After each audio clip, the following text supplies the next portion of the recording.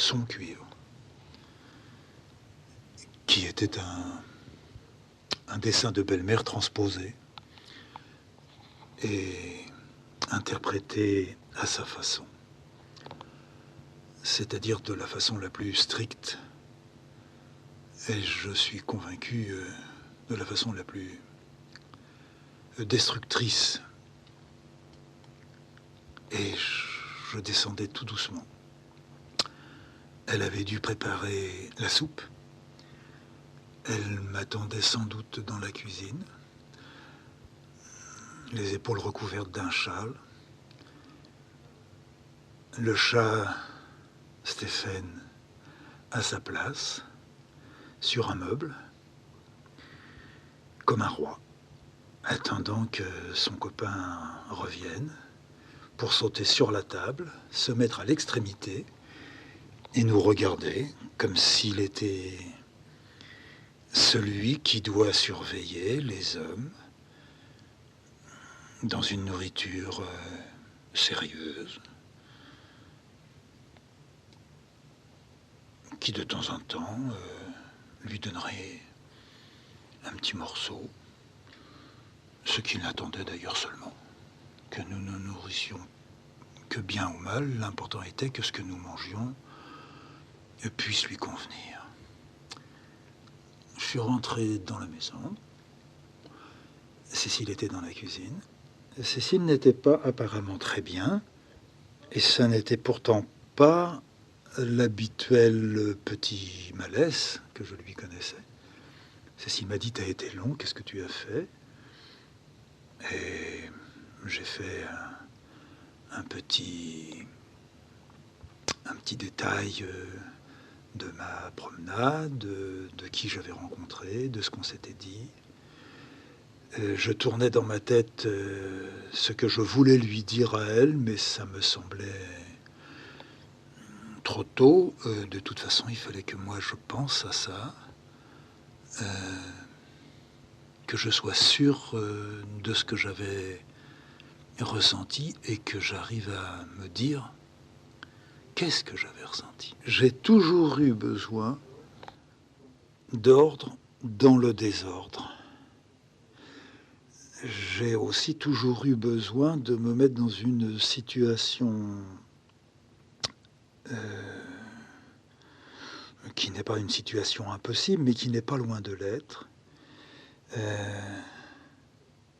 Et cette adversité que ça sous-entend, par l'improbabilité de l'aboutissement, je ne dis pas de la réussite, a toujours été pour moi le ferment, le harpon qui me tient et qui me ramène ou qui me conduit.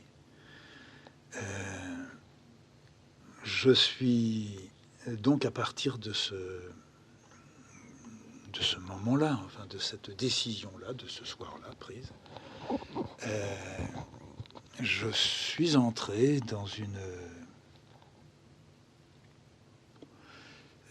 une région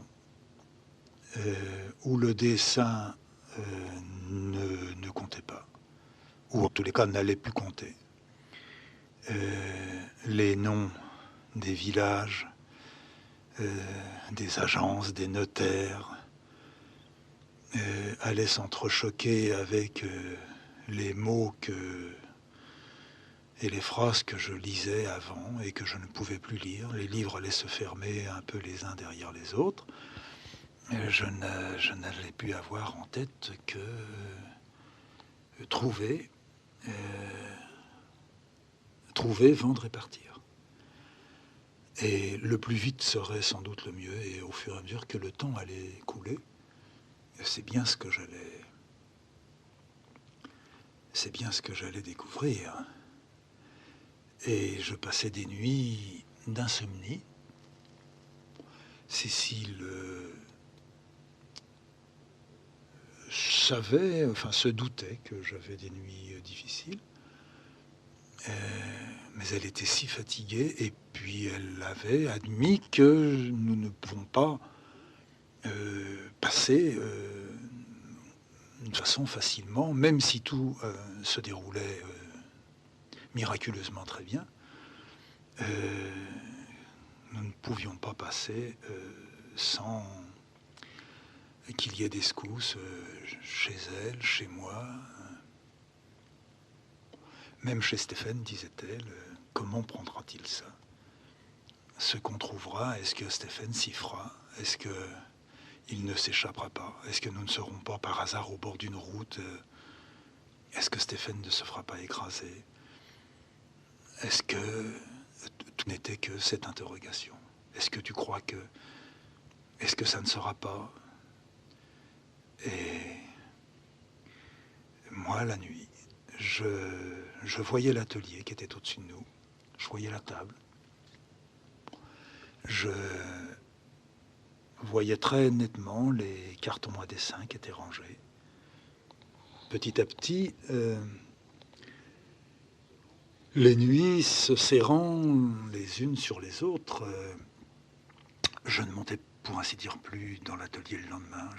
J'avais toujours quelque chose à faire. Je fignolais la maison. Je voulais que, pour des visiteurs éventuels, car nous allions la mettre en vente dans les mois qui venaient, la mettre en vente en plein hiver avec de la neige, nous n'aurions absolument aucun visiteur. Mais je voulais qu'elle soit impeccable, vraie, que ce soit une maison que quelqu'un ait envie d'habiter, qu'il n'y ait rien à redire, mis à part le goût de chacun. Et je ne pouvais plus penser au dessin. Cécile m'encourageait et m'entraînait à monter dans l'atelier. Nous montions dans l'atelier tous les deux, enfin tous les trois, puisque Stéphane était là. Et on parlait. C'était vraiment la période où l'on se remémorait. Elle me faisait revivre tel moment. À mon tour, je lui rappelais tel autre moment. Nous nous enfoncions dans ce qui n'était pas un regret, mais dans ce qu'il ne fallait pas, rayer. Je n'avais pas du tout envie de rayer, encore que je sois plus enclin à tirer un trait et essayer de repartir un peu plus net qu'elle. Mais nous avions convenu que nous n'en parlerions pas aux quelques copains du village, quoi. C'est-à-dire à Dupont, à Griot, à Maclay. Et c'était peut-être ce qui nous était le plus difficile, parce que ces hommes-là et ces femmes-là, qui pour nous étaient des présences devenues nécessaires. Pour eux, Cécile avait tout à fait saisi ça, que notre départ entraînerait des difficultés, car on ne manquerait certainement pas, une fois qu'il serait à nouveau seul, parce que Dupont ne parlait pas beaucoup à Maclay. Maclay parlait à Griot, ils étaient d'une même famille. Maclay était le beau-père de Griot. Donc Jeannine, la femme de Griot, était la fille de Maclay. Nous laisserions Griot un peu seul, enfin un peu plus seul. Il arrivait à Griot de descendre à la maison. Il ne pourrait plus descendre à la maison. Il arrivait qu'il vienne pour téléphoner au vétérinaire et dire j'ai une vache qui ne peut pas faire le veau, ou j'ai une vache qui est blessée, ou il y a un veau qui ne tète pas. Mais il descendait quelquefois, il disait tout de suite, quand j'ouvrais la porte, je viens pas pour téléphoner. Hein. Alors, je disais, mais c'est encore mieux, quand tu téléphones, c'est que ça va pas. Si tu viens là, t'avais envie de venir? Ouais, je voulais boire un canon avec toi. Eh ben viens. Alors, on se foutait dans la cuisine, on buvait un canon.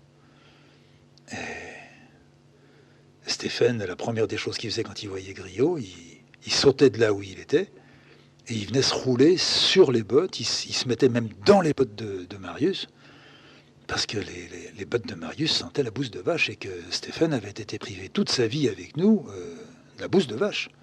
Et Stéphane aimait la bouse de vache. Alors pas la bouffer, mais il aimait se mettre des miettes de bouse de vache sur le pelage. Et puis après, il se sentait, ça lui plaisait. Quand Marius viendrait et qu'il dirait je ne suis pas venu pour téléphoner, mais je suis venu pour boire un canon, ou pour me dire il y a quelqu'un qui vient livrer le pétrole, t'en fais combien de litres? Je ne pourrais pas le laisser venir boire un canon sans un jour lui dire écoute, on a un problème, on va être obligé de se tirer.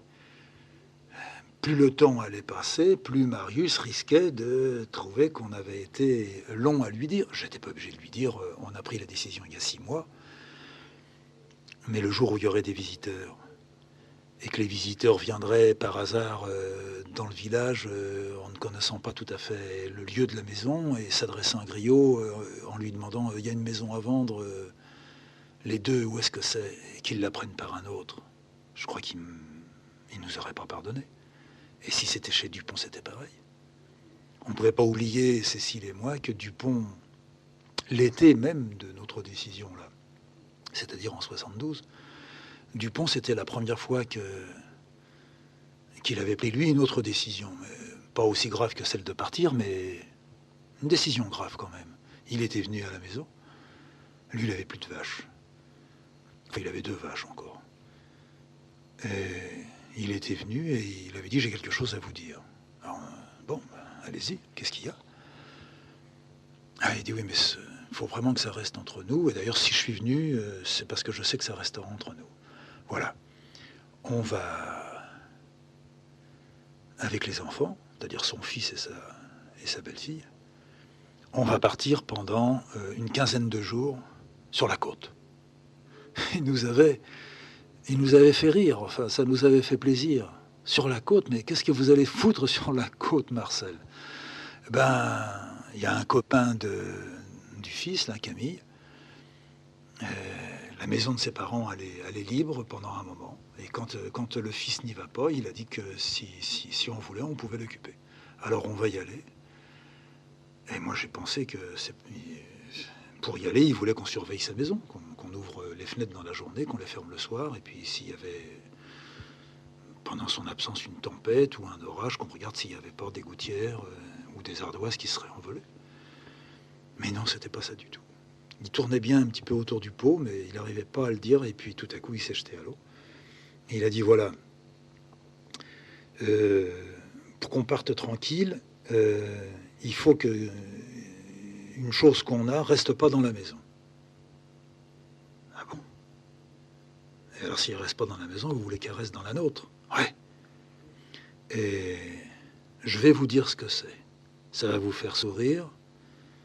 Mais enfin, c'est une enveloppe, et dans l'enveloppe, j'ai des choses auxquelles je tiens beaucoup. Et je voudrais que l'enveloppe, elle reste chez vous. Alors, je lui ai dit, mais écoutez, moi, je suis tout à fait d'accord. Et puis, j'ai demandé à Cécile, t'es d'accord aussi, toi? Ça te gêne pas? Non, non, Cécile a dit d'accord. Je lui ai dit, bon, ben, est-ce que le mieux, ça serait pas que vous nous disiez ce qu'il y a dans l'enveloppe, de manière à ce que vous l'amenez, on regarde ce qu'il y a dedans, et quand je vous la rends, qu'on regarde qu'il y a bien le compte? Alors, il a dit, non, non, j'ai pas besoin qu'on fasse le compte. Je vous amène une enveloppe, et vous me la rendez quand je reviens. Mais comme on n'avait pas encore pris la décision, il savait que Cécile était fatiguée. Bon, on en avait un peu parlé, quoi. Ah bah je vois bien que vous êtes fatigué, disait-il. Mais ça va passer, ça arrive, etc. Il allait falloir le dire à Dupont. C'était comme avec Marius. Si je le disais à l'un, en lui demandant de garder le secret, puis je le disais à l'autre en lui demandant de garder le secret, ça n'allait pas non plus. On allait donc avoir à le dire, et le plus tôt serait le mieux, à un de ces deux-là, et aux deux, si possible même le même jour. Et on a attendu. On a attendu, on a laissé passer un petit bout de temps. Et puis, c'était sans doute vers le mois de février. J'allais repartir, partir. J'avais fait un petit peu dans la région, mais ça ne nous disait rien de rester dans la région, dans la vallée. Du coup, la vallée, c'était certainement plus bas, mais ça devenait très humide. Enfin, ça ne nous emballait pas. Alors, je suis allé beaucoup plus loin. Je prenais la voiture et je partais pour 2 jours, 3 jours. Je prenais des rendez-vous avec des notaires. Je visitais des maisons, je ne trouvais jamais ce que je voulais. C'était toujours moche. J'avais toujours dans la tête la maison de Lacou, comme elle était faite. Ce que j'avais fait dans la maison de Lacou, ce que j'en avais fait. Je ne me sentais pas d'attaque à refaire une maison ailleurs. Mais il fallait quand même qu'on s'en aille de là-haut. Et je remontais au village. Lacou, le village noir. Je remontais quelquefois dans la neige. J'arrivais à minuit, 1h du matin. Je ne pouvais pas descendre la voiture jusqu'à la maison, tellement la neige s'était entassée devant la porte du garage, alors je la laissais sur la place devant la mairie. Elle était donc à la vue des gens du village, mais surtout à la vue de Dupont, parce que Dupont, il avait sa maison face à la mairie. Alors inévitablement, un jour, Dupont m'a dit « Quand vous rentrez tard le soir, comme ça, puis qu'il y a de la neige, rentrez là, sous l'auvent chez moi, ça me gêne pas. Le fils, il part tous les matins, il rentre tous les soirs. La cour, elle est toujours déblayée. Alors vous pouvez la rentrer, vous la mettez à côté de la sienne, c'est quand même mieux que de la laisser là. » Ouais, d'accord. Alors il a vu que je suis parti. Une fois 3 jours, une fois 4 jours, une fois 2 jours. Et puis à chaque fois, je ne pouvais pas descendre. Puis j'avais fini par ne plus faire déblayer la neige pour aller jusqu'à mon garage. Du coup, je prenais l'habitude de la mettre sous l'auvent de Dupont.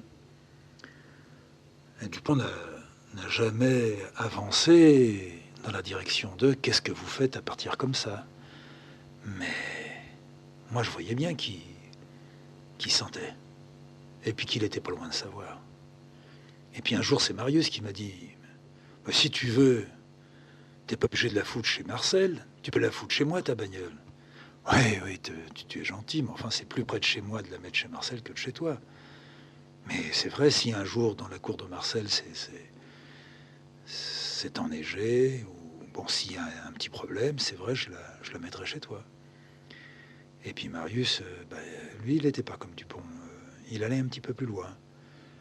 Et Marius m'a dit tu pars quand même souvent maintenant, dis donc. C'est pas pour ton travail que tu pars comme ça. Alors j'ai un peu menti, je lui ai dit c'est pas pour mon travail, mais c'est quand même un peu pour mon travail, parce que tu vois, je dois voir des gens. Les gens ne montent pas toujours maintenant, surtout dans cette période-là jusqu'ici. Les routes sont pas toujours propres, tu comprends. Puis ils n'ont pas l'habitude de rouler dans des paquets de neige comme nous. Alors c'est moi qui dois aller vers eux. Ah bon? Alors cet été, tu bougeras pas. Ouais, cet été, je bougerai pas. Oui, c'est vrai. T'as raison. Il n'y aura pas de neige alors. Si je pars, je pourrais descendre jusqu'au garage. Ah, il m'a regardé comme ça. Il roulait des cigarettes. Enfin, lui aussi, il avait toujours sa casquette sur la tête, mais lui, il la portait bien droite. C'était une toute petite bâche, aussi dégueulasse que celle de Paul, mais alors lui, il avait la casquette vissée. Et il m'a regardé. Il avait la tête un peu sur le côté. Il avait une bonne gueule, Marius. Il n'y avait pas de dents. Enfin, plus de dents, presque plus de dents. Il y avait que des chicots, c'était noir là-dedans. Il m'a regardé, il m'a souri. Ah, il m'a dit, sacré Fred. Je dis, et toi, sacré Marius? Il me dit, oh non, moi je suis pas sacré Marius. Toi, t'es bien un sacré Fred. Alors cet été, tu tu partiras aussi comme ça pour ton boulot. C'est pour tes gribouillis que tu fais ça, parce qu'il appelait mes dessins des gribouillis. Il venait quelquefois dans l'atelier. Il était venu. Il voyait, moi je cachais pas mes dessins avec lui. Même avec Marcel, je cachais pas mon travail. Puis les autres ne venaient pas, je faisais pas venir les autres dans la maison. Et je dis, voilà, si tu veux, c'est pour mes gribouillis. Ah bon, bah écoute, chacun son métier, hein. Ouais, bien sûr. Bien sûr, chacun son métier. Et puis je l'avais quitté. Et puis quand je suis revenu, j'ai dit à Cécile, tu sais Marius, ça c'est absolument certain. Marius, il se doute de quelque chose. Et Cécile m'a dit, oh ne me dis pas ça, parce que je sais qu'on va devoir leur dire un jour, mais ça me fait peur. Ben oui, mais on avait décidé qu'on leur dirait. Oui, on avait décidé, mais j'ai peur. Oh, mais tu as peur de quoi? J'ai peur. Oui, mais si tu réfléchis, tu peux arriver à dire de quoi tu as peur. Alors, je peux pas le dire. Mais bien sûr que si, tu peux dire. Tu as peur que si je dis, ils vont se répandre dans le village. C'est ça? Oh, oui, ça, enfin, je n'ai pas pensé à ça, mais c'est vrai, ça fait partie. Le jour où on le dira, tout le monde le saura. Et j'aurai du mal à sortir dans le village. Hein. Oui, mais enfin, tu auras du mal pendant quelques temps, et puis après, tu pourras à nouveau commencer à ressortir. Quand tu diras oui, c'est vrai, on part parce qu'il faut qu'on parte, tu diras pas je suis malade, tu diras il faut qu'on parte. Tu diras même c'est pour le travail de mon mari, si tu veux. On dit n'importe quoi, on s'en fout. Mais non, mais c'est pas de ça que j'ai peur. Alors tu as peur de quoi? Alors elle a pris vraiment sa respiration, mais au plus profond qu'elle pouvait faire, la pauvre. Et elle m'a dit, puis elle s'est mise à pleurer, mais elle pleurait pas d'une grande tristesse. Elle m'a dit, j'ai peur que ça nous porte malheur. Mais quel malheur tu veux que ça nous porte? Partir, ça porte pas malheur. J'ai peur. J'ai gardé que moi j'avais peur aussi un peu. Et que la peur que j'avais, c'était peut-être la même que la sienne, mais ce n'était peut-être pas la même que la sienne. On avait quelque chose en commun, c'est que en partant, elle irait mieux. Alors ça, c'était la chose qui nous faisait même quelquefois rire. Moi, la peur que je commençais à sentir, c'était est-ce que tous les arbres peuvent être replantés ailleurs? Oui. Et elle, elle l'a pas dit, mais il y avait peut-être aussi de ça. Comme elle est plus... Enfin, comme elle construit, si on peut dire, hein, si une chose s'écroule, elle amène vite du mortier, elle. Elle se disait après ça, sans doute, enfin, après Jésus, qu'elle se disait quelque chose de très très proche, mais elle se, elle se disait, ça n'ira pas très bien peut-être pendant un temps, mais je m'arrangerai puisque j'irai mieux, il sera content et ça redémarrera, quoi. Mais enfin, il y aura un problème, il y aura quelque chose. Et moi, à mesure que le temps avançait, que le départ, bien sûr, on n'avait pas encore mis en vente, mais je savais qu'on allait vendre cette maison. C'était pas possible de ne pas la vendre. Ça n'était pas possible de ne pas trouver une maison. Et certaines des maisons que j'avais visitées, peut-être auraient pu être la maison. J'étais pas encore tout à fait prêt, mais le moment allait venir, quand le printemps serait là, quand il y aurait du soleil partout, et qu'à nouveau elle aurait ses problèmes, elle ne pourrait plus sortir, elle ne pourrait plus monter, descendre, il allait falloir un peu bouger. Alors là, je me trouverais, enfin au pied du mur, je me trouverais bien obligé de dire cette maison-là est bien, il faut qu'on y aille. Viens, visitons-la tous les deux, et si tu dis oui, on met en vente et on se prépare.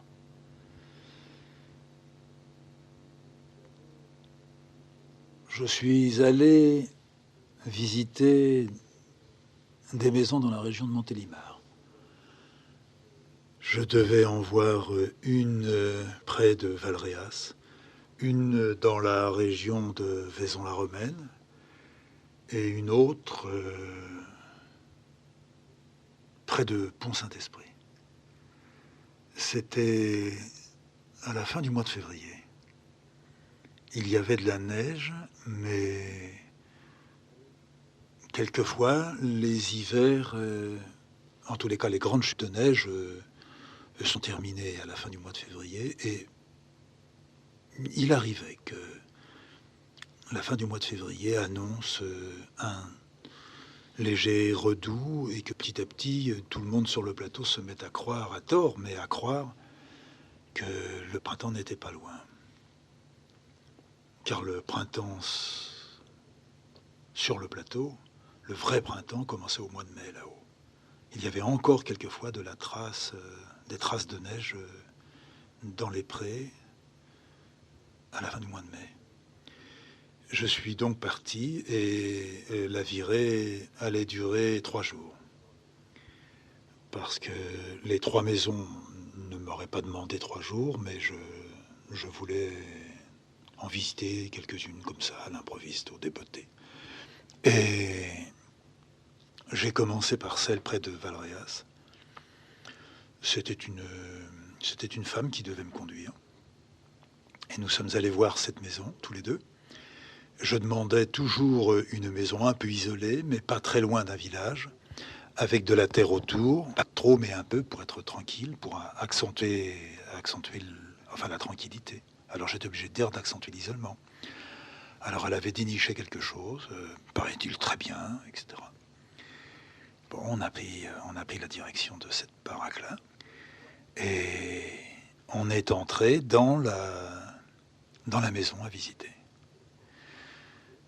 C'était encore une maison occupée, mais la personne qui l'occupait était sans doute dans les champs, c'était un cultivateur. Et la cuisine, alors tout était sale, tout était un peu à refaire, mais bon, ça pouvait peut-être... allons-y. Alors la cuisine était là, il y avait encore sur la cuisinière la casserole avec de la flotte un peu brune du café lavé. Il y avait sur la table des verres, une bouteille, des miettes, un bout de sauciflard. Bon, alors c'est la cuisine, oui, d'accord, je vois. Vous voyez, il y a une cheminée qui est là, oui, d'accord, très bien, il y a une cheminée. Vous pourriez l'utiliser parce que lui, il ne l'utilisait pas, c'est sa cuisinière. Bon, d'accord, très bien, je vois. Il y a des poutres au plafond. Ah oui, oui, je vois, il y a des poutres, très bien. Puis par terre, ce sont des tomates. Ici, ce ne sont que des tomates, oui, très bien. Il y a 2 hectares de terre autour. Ah bon, bah, c'est bien ça, oui. Le village, il était à peu près 1 kilomètre, c'est ça? Oui, on regardera si vous voulez tout à l'heure, mais ça doit faire 1 kilomètre ou 1 kilomètre et demi, pas plus. Vous trouvez tout, il y a toutes les commodités. Il y a 2 médecins, il y a un pharmacien. Bon, très bien, très bien. Il fallait que j'entende ça tout le temps et je m'y étais un peu fait. Ça, c'était dans le temps, du temps des parents, parce que lui, c'est un homme qui est devenu, enfin, qui est veuf, mais il avait des parents, il y avait de nombreuses familles, il y avait une grande salle à manger. Regardez la salle commune comme elle était. Alors je regarde, une salle commune, c'était plus une salle commune, c'est une grande pièce, il y avait des sacs là-dedans. Tout était dégueulasse, mais enfin, bah, vous voyez une cheminée aussi ici. Ah oui, oui, je vois, il y a des cheminées dans toutes les pièces. Alors si ça, oui, vous verrez, toutes les pièces, il y a des cheminées. Puis c'est pareil, il y a des poutres. Alors moi, je lève la tête, je vois, il y a les poutres, puis je vois un petit peu le jour quand même. Je lui dis, mais dites donc, si on voit le jour, c'est qu'il y a le toit qui est abîmé. Oui, mais ça, c'est une gouttière. Lui, il réparera rien. Tant qu'il n'aura pas vendu, il réparera rien. Mais en étant entendu, le jour où c'est vendu, il refait les parties abîmées du toit. Ah bon, bah, il pourrait peut-être les refaire avant. Non, non, non, il est comme ça. Bon, très bien. Alors, vous voyez, cette pièce-là, elle fait tant de mètres carrés, etc. Oui. Il me vient à peine dans l'idée que cette pièce-là pourrait peut-être faire l'atelier. Puis non, c'est pas possible, ça peut pas faire l'atelier, ça. Puis où est-ce que je foutrais ma table? Et puis, hein, puis regardez les fenêtres, elles sont petites et tout. Bah oui, mais j'aurais voulu des fenêtres un peu plus grandes. Vous pouvez toujours les agrandir, parce que vous savez, les murs sont solides. Regardez, tac, tac, elle tape avec ses poings dans les pierres. Ouais. Bon, la chambre, je peux la voir? Oui, oh bah, c'est pas une chambre qu'il y a. Il y a 2 chambres en bas, puis il y en a encore 2 au premier. Ah bon, très bien. Alors on rentre dans la chambre, enfin la première chambre. Le lit était défait. Les draps étaient jetés comme ça les uns sur les autres. Un édredon pendait de ce plumard. Il y avait une table de nuit, la porte était entr'ouverte, il y avait une bougie, je crois, sur la table de nuit, il y avait des grolles dans un coin, il y avait une table un peu bancale. Ça pouvait pas faire ma chambre, ça. C'était pas ma chambre, ça. C'était pas possible, je me voyais pas avec Cécile là-dedans. Je lui dis, et l'autre chambre? Elle ne me répond pas. Alors je me retourne, je lui dis, madame, je vous ai demandé l'autre chambre. Elle était assise sur le lit. Alors je lui dis, écoutez, c'est l'autre chambre que je voudrais voir, celle-là, je ne sais pas ce qu'on peut en faire, mais... Et puis je prétexte de la toute petite ouverture. Je dis, écoutez, il y a des ouvertures de plus en plus petites dans cette paroi. Il me dit, oui, mais ça, c'est les pièces qui donnent au nord. Je dis, oui, oui, bon, alors on va voir l'autre chambre. Il me dit, oh, bah, une petite seconde, on fume une cigarette. Elle sort une cigarette, elle fume une cigarette là.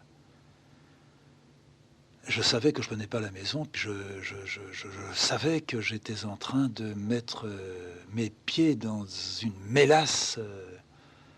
J'ai dit, madame, écoutez, continuons la visite.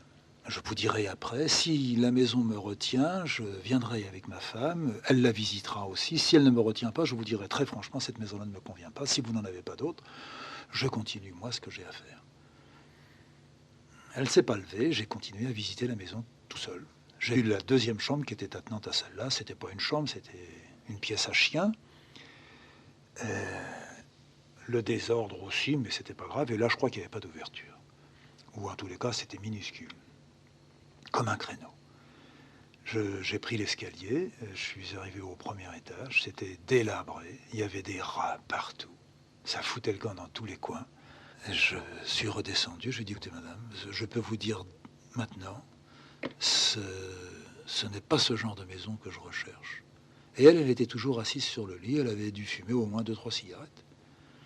Et elle me dit, j'ai rien d'autre. Et bien je dis, écoutez, on reprend la voiture et on rentre. Et on a repris la voiture, je l'ai reconduite à son bureau, et je suis reparti. Je suis reparti, mais dans un malaise, je voulais m'arrêter au premier village, décrocher le téléphone et la traiter de putain. Ce que je n'ai pas fait.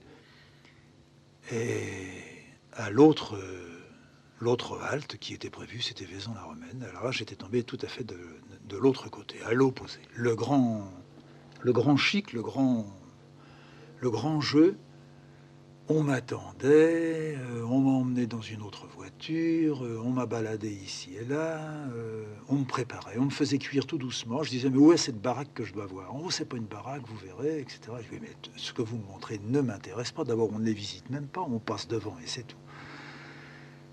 Et je me persuadais que je ne trouverais pas. Là, ça n'était pas de la mauvaise volonté de ma part. D'abord, ce pays-là ne me plaisait pas. Et d'une. C'était donc pas par là que je devais chercher. Alors il fallait donc que je retourne dans un endroit isolé, mais qui ne serait pas haut. Ça n'existe pas, un endroit isolé pas haut. Un endroit isolé qui n'est pas haut, c'est un endroit qui est à l'abandon. Enfin, on est arrivé à la maison prévue. Alors, normalement, j'aurais dû être rose de cuisson, et j'étais au contraire hérissé comme un porc-épic, et la baraque m'a déplu. C'était très beau, bien sûr. C'était un légionnaire qui avait ça, et puis toute une histoire qui entourait ça.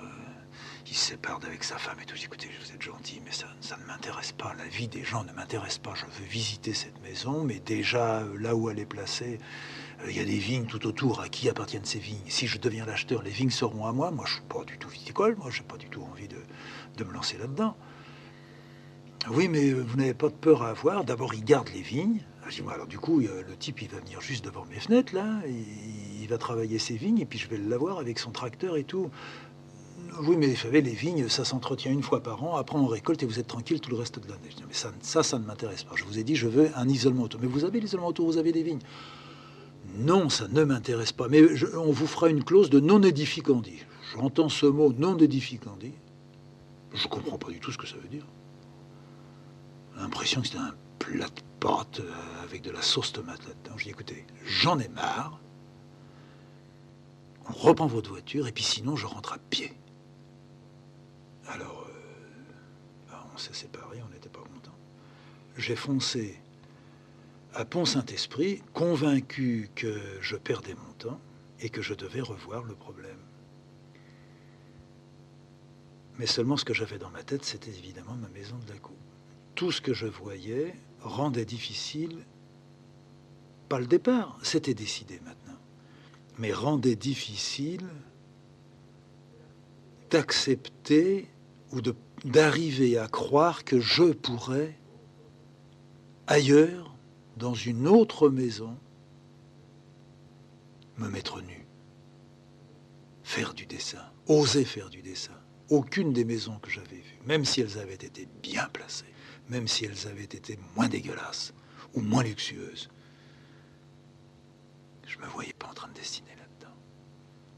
Je pensais même pas à Cécile, je pensais à moi. Je me disais, mais je pourrais pas. Je ne mettrais pas une table avec une feuille dessus, là, ni là, ni là. Rien n'allait. Puis en plus, l'accent que les gens avaient, ça me déplaisait. Puis le soleil qui tapait, ça me gênait. Et puis quand on était arrivé à Pont-Saint-Esprit avec l'autre, alors là, c'était le vent. Un vent, mais... J'ai dit au type, mais il y a toujours du vent comme ça ici. Ah non, c'est aujourd'hui. Ah bon, parce que hier, il ventait pas. Ah non, hier, il ventait pas. Ah bon, alors aujourd'hui, il vente. Mais si je reviens demain, il n'y en aura plus. Oh, sûr, demain, il n'y en aura plus. Ah, connard. On va voir la maison. La maison était belle. Quand je l'ai vue de loin, il me l'a montré d'ailleurs, elle était à l'orée d'un village. Il me dit, c'est celle-là. C'est une bastide. Ah oui, ça, j'ai trouvé très très beau. Vraiment très très beau. Et on est rentré dans la maison. Il y avait un grand portail. On est arrivé dans une cour. Elle était toute tournée à l'intérieur sur sa cour. Belle.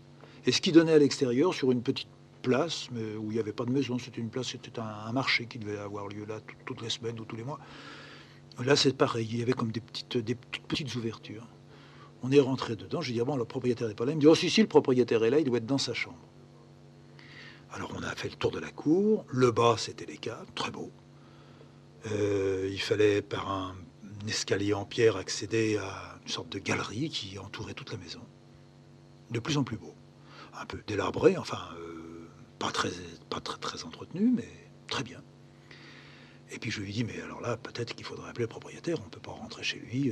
Oh non, mais il est couché, le vieux est couché. On va voir tout, puis on terminera par lui. Alors, on a vu ce qui aurait pu être la cuisine, superbe. On a vu ce qu'aurait été la salle commune, pas mal.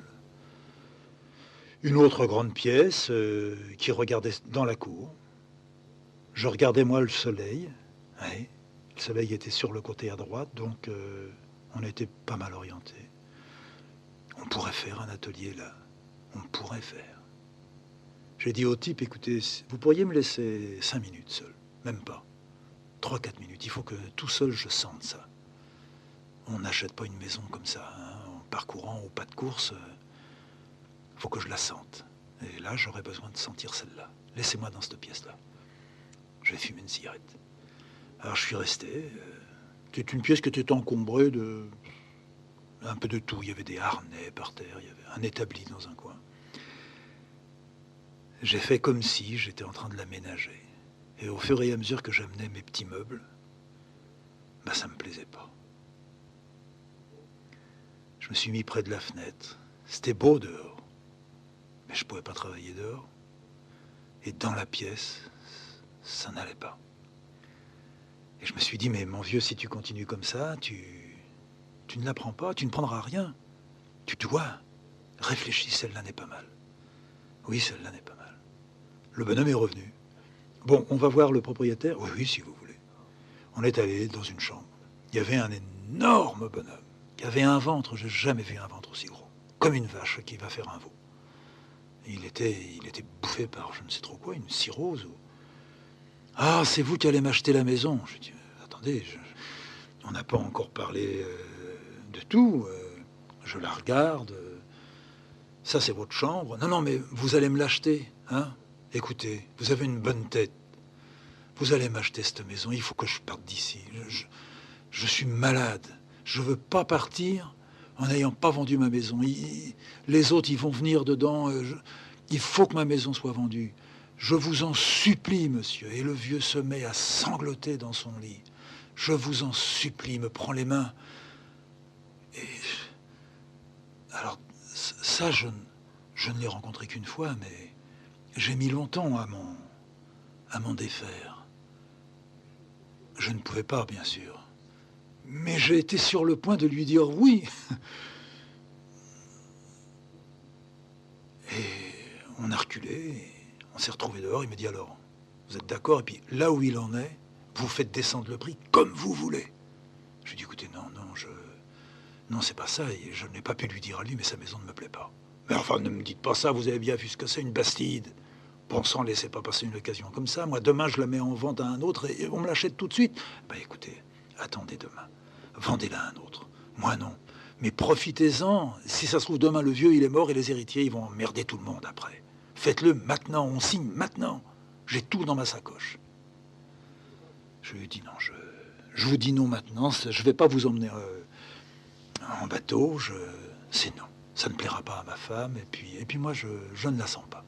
Il faut que ça nous plaise à tous les deux, je ne peux pas décider pour elle, donc déjà, pour moi, je dis, ça ne me convient pas. Et on s'est quittés, et j'ai continué à battre la région. Je suis allé beaucoup plus loin que tout ça. Je descendais, et un type m'a emmené en haut d'une montagne. Je ne sais pas pourquoi je l'ai laissé aller jusqu'en haut de cette montagne. C'était horrible. Il fallait qu'on quitte l'altitude et on était encore beaucoup plus haut que là où on vivait, à Lacou. Et quand on est arrivé là-haut, j'ai même pas eu l'idée de lui dire « mais on est extrêmement haut ici ». Il y avait encore de la neige. Et je lui ai dit « mais cette maison-là qui est en bon état, on voit qu'elle était habitée il n'y a pas très longtemps, qu'est-ce qui s'est passé, etc. » Et il m'a dit « rien ». Je lui ai dit « vous allez me dire ce qui s'est passé ». Je me suis mis brusquement en colère. Et le type m'a dit bah, la personne qui était là s'est suicidée. Je lui ai dit bon, bah, je vous remercie, maintenant je fous le camp, vous me dégoûtez tous, je reste où je suis. Je l'ai ramené à Pont-Saint-Esprit parce que c'était avec ma voiture, et on avait qu'une voiture. On s'est quitté un peu froidement, j'ai repris la route, et je me suis ramené à Lacou, mais pour monter à Lacou, bah, la fin du mois de février n'était pas la fin des mois de février espérés annonçant le printemps, une chute de neige, comme il y en a au mois de novembre ou au mois de décembre. Dans la montée de Tenay, j'ai cru que j'allais tomber en panne, et la montée de Tenay, être en panne, c'est 10 km à monter à pied pour aller jusqu'à Hauteville, ou 10 km pour redescendre à Tenay. Il n'y a pas de maison dans la montée de Tenay. C'est une vallée sans téléphone, sans rien. J'avançais au ralenti, je voyais là-bas, dans le fond, tout à fait à gauche, sur le haut du plateau, les petites lumières de Lacou. Et si j'arrive là-bas, je suis sauvé, je m'en fous du reste. J'ai atteint Hauteville, j'ai atteint le plateau de Lacou, je suis arrivé à la maison, il était 3 heures du matin, j'étais trempé jusqu'aux fesses, j'avais même pas pu laisser la voiture sur la place, ni chez Marius, ni chez Dupont, j'ai laissé en plein sur la route. J'ai dit je m'en fous que le chasse-neige vienne et qu'il me la démolisse. Je suis arrivé à la maison, Cécile était en pleurs, elle me disait je savais que tu roulais, j'étais sûr que tu roulerais par une tempête comme ça. J'ai tout imaginé, je me suis dit mais qu'est-ce qu'on a besoin de partir, mais restons là, on verra bien ce que ça fera. Après tout, je suis comme ça depuis des mois. Si ça se trouve, je vais rester comme ça pendant des années. Tout peut s'arranger. Et tout s'est comme effondré. Je suis rentré dans le lit. J'avais envie de pleurer. Je ne trouvais pas le sommeil. Elle pleurait. Elle était contente. Elle me voyait rouler avec la voiture dans le ravin, dans les rochers. La neige ayant tout recouvert, on ne m'aurait jamais retrouvé avant la fonte des neiges. Ah, quel étrange retour. Et puis elle s'est endormie. Elle était apaisée. Et moi, j'ai tout retrouvé. J'ai retrouvé l'atelier qui était au-dessus. Je voyais ma table, je voyais la chaise qui était appuyée à la table. Je revoyais les cartons, je voyais les bouteilles d'encre de Chine, les crayons, les boîtes de peinture, les livres dans le fond, ma rangée de disques. Le sofa, on l'appelait le sofa quand on voulait pas l'appeler le divan, là où on s'allongeait tous les deux, où je fumais, où elle buvait son thé. Je voyais Stéphane qui aimait bien se coller entre nous deux. Oh, je me disais, nous n'y arriverons peut-être pas. 1 minute après, je me disais, mais non, c'est pas comme ça qu'il faut voir. De cette façon-là, la seule chose que nous soyons certains de rencontrer, c'est l'accident avec Cécile. C'est Cécile d'un seul coup qui a un malaise et un type qui dira « Mais qu'est-ce que vous aviez besoin de rester là? Vous ne pouviez pas vous foutre dans un hôtel, même à Lyon, n'importe où. » Mais enfin, vous le saviez quand même, on vous avait prévenu. Donc il faut recommencer. Il faut laisser passer un peu ces chutes de neige. Retravailler ça autrement. Je vais changer de coin. Je ne vais pas rester dans cette région du Rhône. Ça ne me plaît pas. Je n'aime pas cette région-là. Il faut aller plus loin, qu'il n'y ait plus de sapins, qu'il n'y ait pas de sapins pas très loin. Il faut que tout change, qu'il y ait des arbres nouveaux, qu'il y ait des tuiles nouvelles, qu'il y ait... Mais qu'est-ce que je pourrais visiter comme région?